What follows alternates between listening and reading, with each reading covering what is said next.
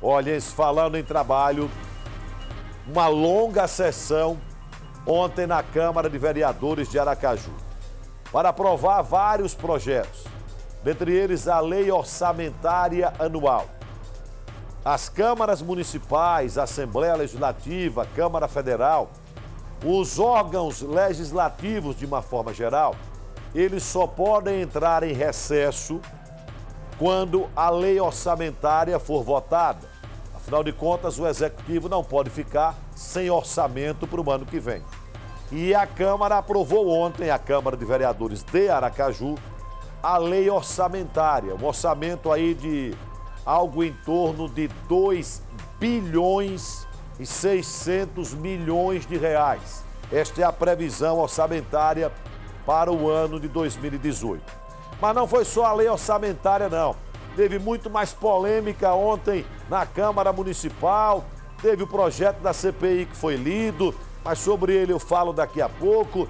Teve a frustração daqueles trabalhadores que nós mostramos ontem aqui ao vivo, que estavam na porta da Câmara, que chegaram cedo, que esperaram para a votação do projeto, que autoriza o transporte de táxi, digamos assim, na zona sul da capital, já que as empresas de ônibus não prestam um serviço que preste à população, mas esse projeto sequer foi apreciado. Mas vamos acompanhar como foi ontem o dia de trabalho na Câmara Municipal de Aracaju, na tela do Balanço Geral. Durante o dia, as atenções na Câmara Municipal de Aracaju foram voltadas para a Lei Orçamentária Anual. A sessão, que iniciou às 9 horas da manhã e encerrou por volta das 9h30 da noite, aprovou o projeto de lei que prevê a receita fixa e a despesa do município de Aracaju. O orçamento para 2018 será de mais de 2.300.000 reais. Os valores estabelecidos constitucionalmente, mais detidamente na saúde e na educação, a prioridade está sendo colocada aqui do processo mesmo de reconstrução da cidade de Aracaju, do ponto de vista da sua infraestrutura, do ponto de vista da prestação dos seus serviços. Foram realizadas 4 sessões para discutir as emendas da LOA. 39 emendas foram apresentadas, sendo que 5 delas foram retiradas em plenário pelos autores. 5 aprovadas e 29 rejeitadas pela maioria dos parlamentares. Emendas que ia, na verdade, potencializar o projeto 350, que é a LOA, Lei Orçamentária.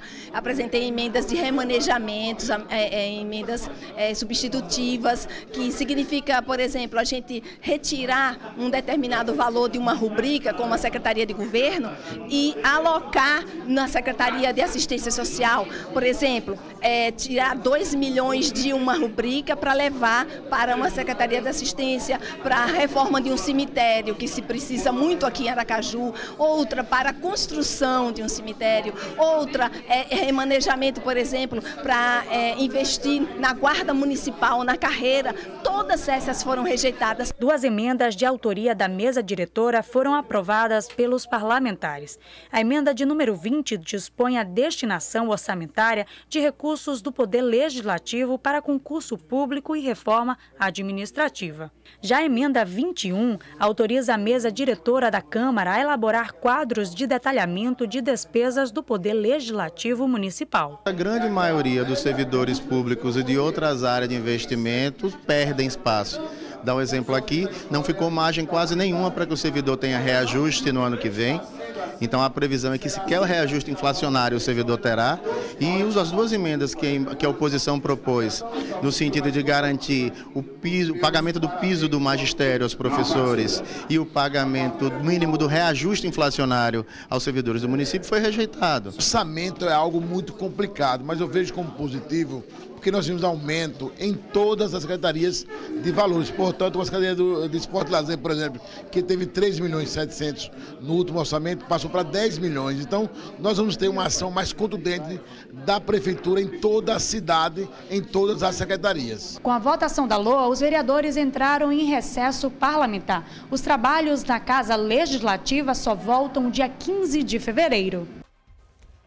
É isso aí, dia 15 de fevereiro é que a Câmara volta, agora são 6 horas e 12 minutos. Sobre a CPI da saúde, o projeto da CPI foi lido ontem, conforme havia sido prometido, e eu conversei ao vivo com o vereador, autor da CPI, o vereador Isaac, foi lido. Mas o que é que diz o regimento da Câmara? Veja que o presidente da Câmara, o vereador Nitinho, deixou para ler na última sessão de forma proposital. Eu já fui vereador, não sou... ninguém está falando com nenhum leigo. Foi de forma proposital. Para quê? Porque quando você lê o regimento, lê o requerimento da CPI, você precisa passar 5 sessões para poder instalar a CPI. Não precisa mais votar porque você tem 12 assinaturas. Pelo menos é o que diz o regimento. Se quiserem botar para votar, vão botar. Mas você tem 12 assinaturas, a não ser que tenha algum vereador aí que durante o recesso resolva retirar a assinatura. É possível. Mas aí o que é que acontece? Foi lida ontem 5 sessões. Não vai ter sessão.